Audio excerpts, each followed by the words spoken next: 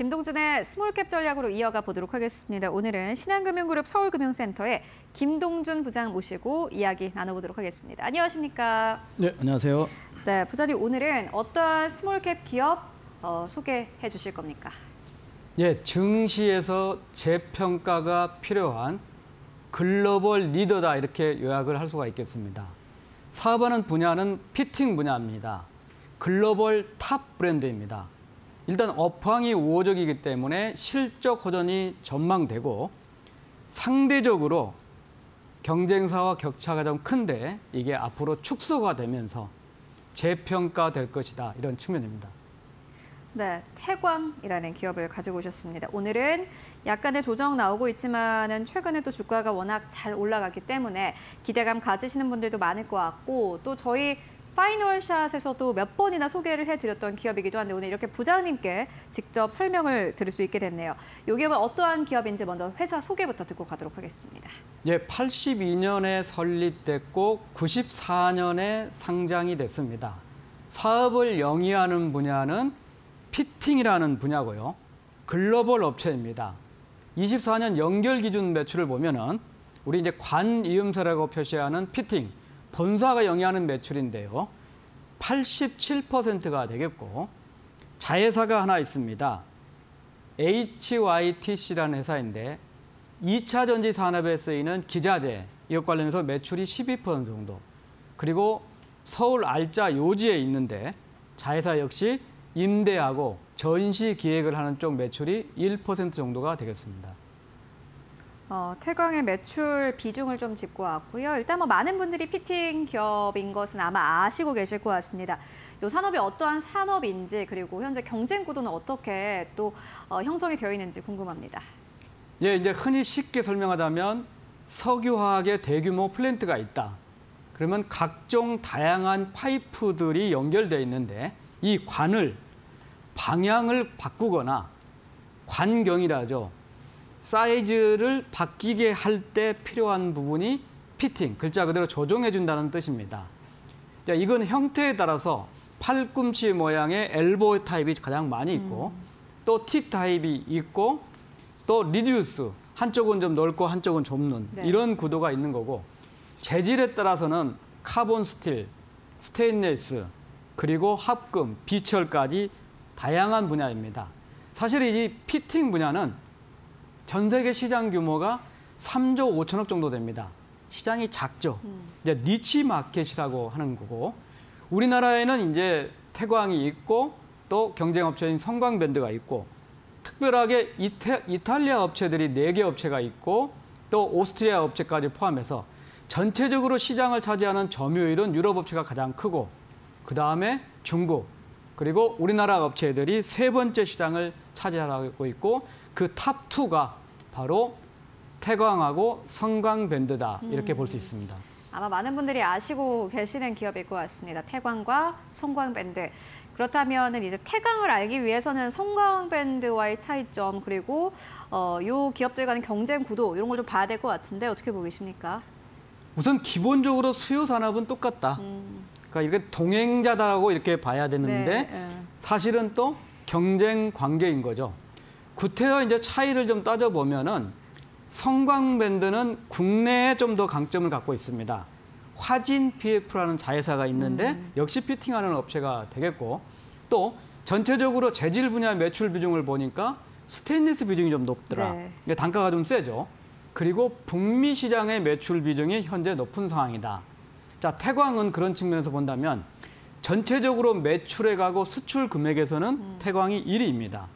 그리고 중동 아시아 쪽에서의 상대적으로 매출 비중이 크다, 높다 이렇게 보고 경영 구조를 한번 따져봤더니 태광은 윤성덕 회장이 창업 2세입니다. 지금 금년 3월부터 창업 3세, 윤원식, 윤준식 CEO가 창업 3세 경영을 좀 하고 있는 거고 성광은 아직 2세 경영입니다. 2003년부터 안재일 CEO가 2세 경영을 하고 있다. 증시에서는 이 피팅 2개 회사에 대해서 다양하게 회사의 실적 못지않게 주주 경영, 지분 구조라든지 자사주 매입 소각 이런 쪽인데 이게 최근에 성광이 더 적극적이다. 자, 이런 이유 때문에 현재 시가총액은 태광이 5천억 700억 정도, 그리고 성광이 7,800억 정도니까 시가총액은 태광이 성광 대비 73%에 불과하다. 자, 이게 이제 얼마나 상대적으로 싸느냐, 이건 차지하고 나도 이 이유 중에 하나가 외국인 지분율은 한쪽이 지금 13%, 태광이, 근데 성광이 19.6%이고 또 과거에 국민연금도 5% 이상을 갖고 있었지만은 태광은 국민연금이 5% 미만이고 성광은 6% 정도입니다. 이런 이유 때문에 컨센서스 기준 25년 실적으로 주가 대 수익 비율을 따져보면은 태광이 11배 정도인데 성광은 14배 정도를 받고 있다. 그래서 앞으로 같은 산업의 수요 산업 영역에서 주가가 동행하는 측면도 있지만은 이 상대적인 주가 갭, 격차 차이가 얼마만큼 될 것인가가 또 증시에서 중요하게 볼 이슈거리가 아닌가 이런 판단입니다. 네. 일단 태광은 성광밴드와 비교를 해서는 가격적인 메리트가 있다라고 보여지는데 가장 중요한 것은 결국에는 실적이 아닐까 싶습니다. 앞서서 부장님께서 실적이 뭐 좋을 것 같다 이렇게 말씀해 주셨는데 실적 전망은 어떻게 보이십니까?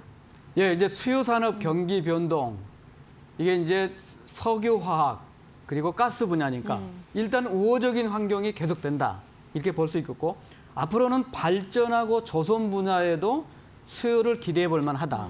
또 상대적으로 매출 비중이 좀 작았던 북미향 매출 확대가 좀 두드러질 거다. 이런 측면에서 본다면 우상향 실적을 기대해도 좋을 것 같습니다. 사실 이제 태광이 매출액 기준으로 가장 높았던 시기는 많았던 시기는 2012년입니다. 그때 3,600억 정도 매출을 했다가 2,000억 이하로 줄기까지 하면서 감소를 했다가 23년에 3,100억 정도 매출을 하면서 577억 원으로 영업이익이 사상 최고를 기록했습니다. 그리고 24년에는 매출액이 다시 2,700억대로 줄고 영업이익도 419억으로 이제 소프트 랜딩을 했는데 사이클상 여기서 더 하락할 것인가 이런 측면인데 제가 볼 때는 수요산업 업황하고 북미향 매출 확대가 좀 되는 측면 이런 측면을 감안하고 또 오히려 조심스럽지만은 하반기부터는 미국의 제조업 설비 부흥이 일어나면서 셀러스 마켓으로 전환이 가능하지 않을까. 그러면 25년부터 우상향 실적이 되겠고 컨센서스 기준이긴 하지만 금년도에는 3천억 매출에 영업이익 543억 원 그리고 26년에는 3천억 중반 정도의 3,300억 정도 매출에 영업이익은 636억 원으로 23년에 기록했던 영업이익 최고치를 다시 경신하는 우상향 실적이 전망됩니다. 일단은 실적 자체 우상향 기조를 전망을 해주었습니다. 그렇다면 이에 따른 또 주가의 흐름도 굉장히 궁금한데요.